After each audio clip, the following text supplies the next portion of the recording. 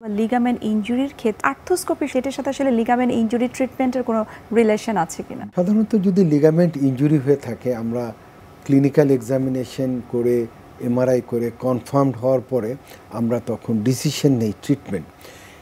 যখন ফুল টিয়ার বা এসিএল বা পিসিএল লিগামেন্ট যখন কমপ্লিট টিয়ার হয়ে যায় তখন আমরা ডিসিশন নেই আমরা অপারেটিভ ট্রিটমেন্টের জন্য। এখন হাঁটুর লিগামেন্ট ইনজুরির যে ট্রিটমেন্ট পদ্ধতি সেখানে আমরা আধুনিক চিকিৎসার শরণাপন্ন হতে চাই এবং সেটা করি হচ্ছে হাঁটুতে আর্থ্রোস্কোপি বা হাঁটুর ভিতরে ক্যামেরা দিয়ে ছিদ্র করে ক্যামেরা দিয়ে প্রথমে ডায়াগনোসিস এবং পরবর্তীতে ওই লিগামেন্ট যেটা ছিঁড়ে গেছে সেটার প্রতিস্থাপন করা, এই পদ্ধতিটাই হচ্ছে আর্থ্রোস্কোপিক এসিএল রিকনস্ট্রাকশন। অর্থাৎ এসিএল প্রতিস্থাপন করছি বা লিগামেন্টটা প্রতিস্থাপন করছি আর্থ্রোস্কোপির সাহায্যে।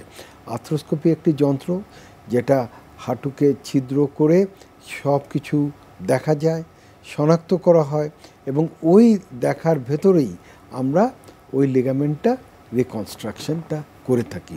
সেজন্য স্কোপ মানেই দেখা আমাদের হাঁটুটা, এবং এটা খুব সূক্ষ্ম ক্যামেরার সাহায্যে হাঁটুর ভিতরে আমরা দেখে থাকি। এই আর্থ্রোস্কোপি কি আসলে বাংলাদেশের সব ধরনের হসপিটালে কি অ্যাভেলেবেল? জি, আগে আমাদের বিশেষ করে আজকে থেকে 5-7 বছর আগে সেরকম সব হাসপাতালে অ্যাভেলেবেল ছিল না। এখন আর্থ্রোস্কোপি মেশিনটা বিশেষ করে যেখানে অর্থোপেডিক সার্জারি হয় এবং বিশেষ করে যেখানে স্পোর্টস মেডিসিন তারা ট্রিটমেন্ট করে সে সব জায়গায়, এটা বেসরকারি হোক বা সরকারি হোক, সব জায়গায় আর্থ্রোস্কোপিক মেশিন এখন বর্তমানে অ্যাভেলেবেল। এবং প্রচুর ইয়ং জেনারেশন যারা খেলাধুলায় আঘাতপ্রাপ্ত হয়, যারা হোন্ডা চালাতে গিয়ে অ্যাক্সিডেন্টে আহত হয় এবং যাদের লিগামেন্ট ইনজুরি হয় তাদের আর্থ্রোস্কোপিক সাহায্যে হাঁটুর সব লিগামেন্ট রিকনস্ট্রাকশন করে থাকে সব বড় বড় হাসপাতালে। স্যার, একজন মানুষ যখন আঘাতপ্রাপ্ত হয় বা ইনজুর্ড হয় তখন আসলে কিভাবে তার ট্রিটমেন্টটা করা হয়? হাঁটুর যে লিগামেন্টগুলোর কথা আমরা বলছিলাম যে এক একটা এক এক ধরনের, সো এটা কি টাইপ অনুযায়ী আপনারা ট্রিটমেন্টটা দিয়ে থাকেন কিনা? অনেক সময় দেখা যায় যে পার্শিয়াল টিয়ার বা পুরোপুরি ছিঁড়ে যায় না, সে সময় আমরা আর্থ্রোস্কোপি বা শল্য চিকিৎসা বা কোনো অপারেটিভ ট্রিটমেন্টের শরণাপন্ন হই না। তখন আমরা অনেক সময় কনজারভেটিভ ট্রিটমেন্ট থাকি।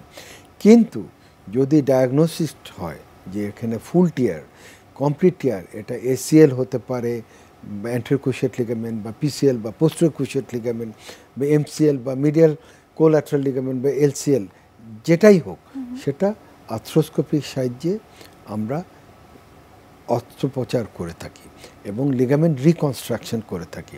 সাধারণত বাংলাদেশে এসিএল বেশি হয়ে থাকে, এই জন্য এটার নাম বেশি, এবং অ্যান্টেরিয়র ক্রুশিয়েট লিগামেন্ট খুবই সাকসেসফুলি এটা ট্রিটমেন্ট করা হয়।